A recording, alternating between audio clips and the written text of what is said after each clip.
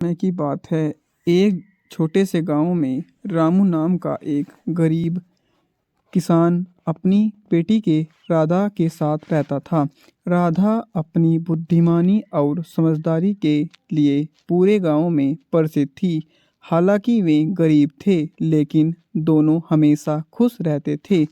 राधा को किताबें पढ़ने और नई बातें सीखने का बहुत शौक था। एक दिन राजा ने घोषणा की कि जो भी उसकी 3 मुश्किलें पहेलियों का सही उत्तर देगा, उसे बहुत सारा धन और उपहार दिया जाएगा। लेकिन अगर जवाब गलत हुआ तो उसे सजा दी जाएगी। यह सुनकर पूरे गांव डर गया। कोई भी राजा की चुनौती स्वीकार नहीं करने की हिम्मत नहीं कर पा रहा था। जब रामू ने यह बात सुनी तो उसने सोचा कि अगर वह इनाम जीत जाए तो उसकी गरीबी हमेशा के लिए खत्म हो सकती है। लेकिन रामू जानता था कि वह अकेले राजा की पहेलियों का जवाब नहीं दे सकता।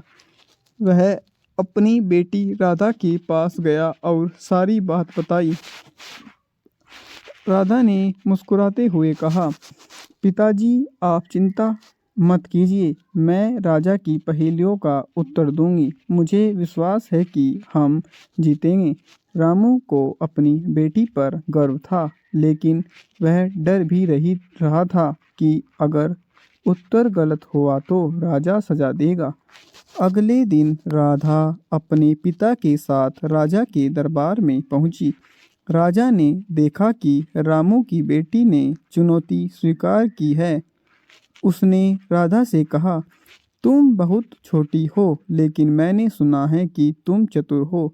यदि तुम मेरी 3 पहेलियों का सही जवाब दे देती हो तो मैं तुम्हें इनाम दूंगा। लेकिन अगर गलत जवाब दिया तो तुम्हें और तुम्हारे पिता को सजा मिलेगी। क्या तुम तैयार हो? राधा ने आत्मविश्वास के साथ कहा, महाराज, मैं तैयार हूँ। कृपया अपनी पहेली पूछें। राजा ने पूछा, सबसे तेज चीज क्या है?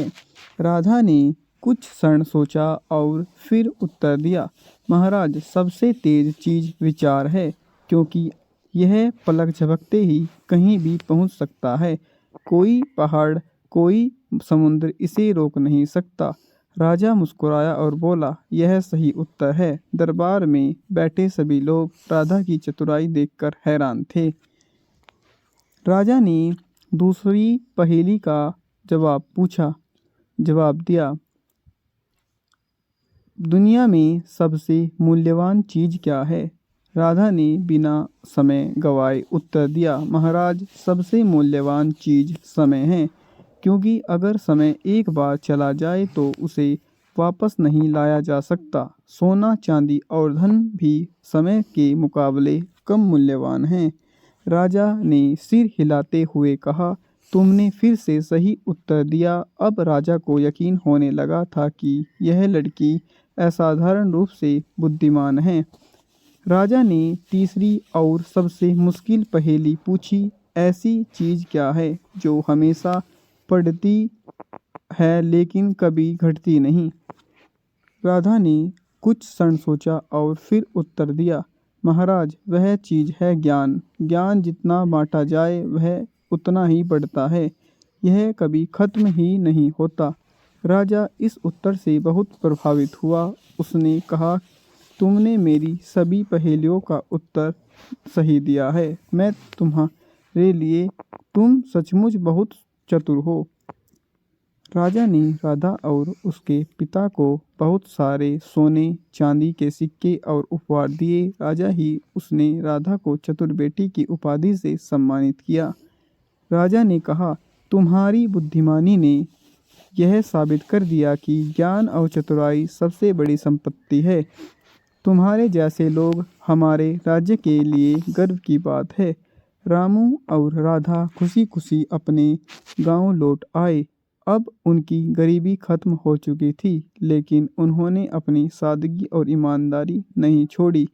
राधा की बुद्धिमानी की कहानी दूर दूर तक फैली गई और लोग उससे सलाह लेने आने लगे।